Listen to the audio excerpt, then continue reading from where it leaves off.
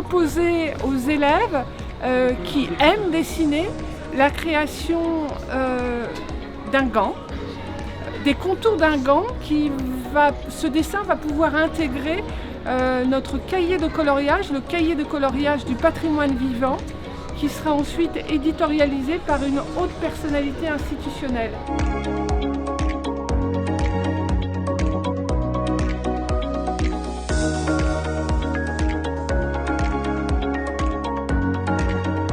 Nous sommes accueillis ici à la maison de ma région.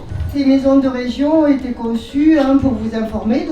C'est aussi, concernant les maisons de région, un lieu de proximité, d'échange et de rencontre. Et la preuve en est ce matin, puisqu'on est ici pour échanger sur les savoir-faire de la ganterie miavoise.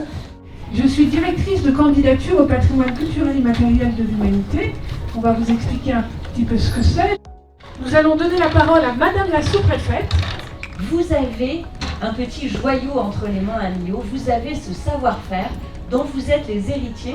Ces savoir-faire-là, ces métiers-là, c'est absolument, c'est de l'or. On a la chance à Millau d'avoir ce patrimoine-là.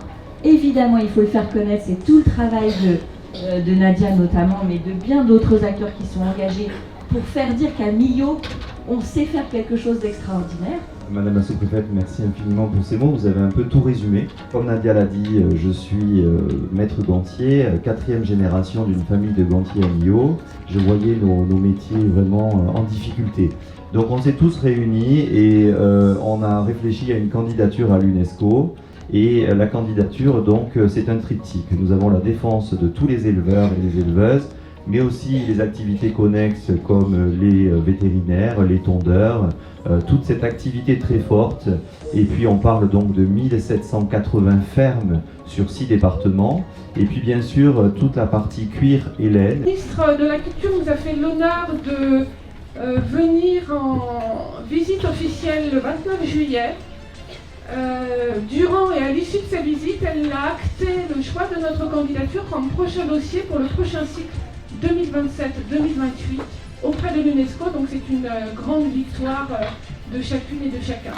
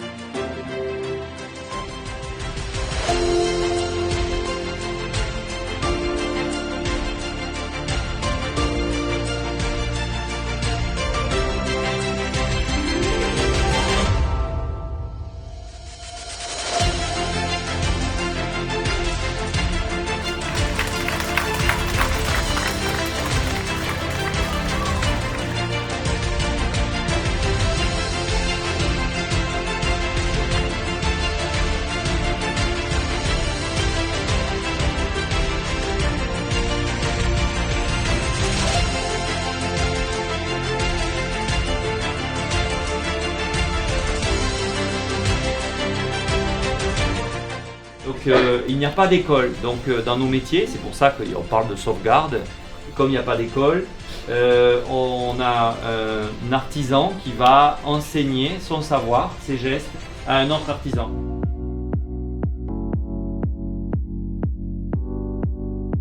En fait, on travaille en tant que couper, c'est de donner le sens au gant. En fait, vous voyez, si je prends un gant et que je tire dessus sur le doigt est bloqué en longueur, mais il peut s'étirer légèrement en largeur. Et ça, en fait, c'est moi qui viens le faire en travaillant le cuir de différentes façons. Donc là, vous voyez, c'est tiré au maximum.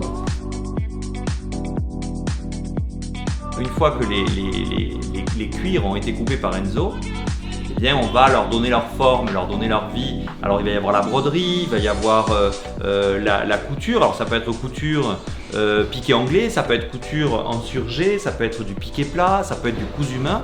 Et ce sont toutes ces coutures en fait qui sont essentielles et qui vont faire le gant Maison Fabre, le gant de Millau. Je viens de reprendre l'entreprise familiale depuis le mois de juillet. C'est dans un créneau bien particulier, le gant adapté que l'on veut vraiment développer.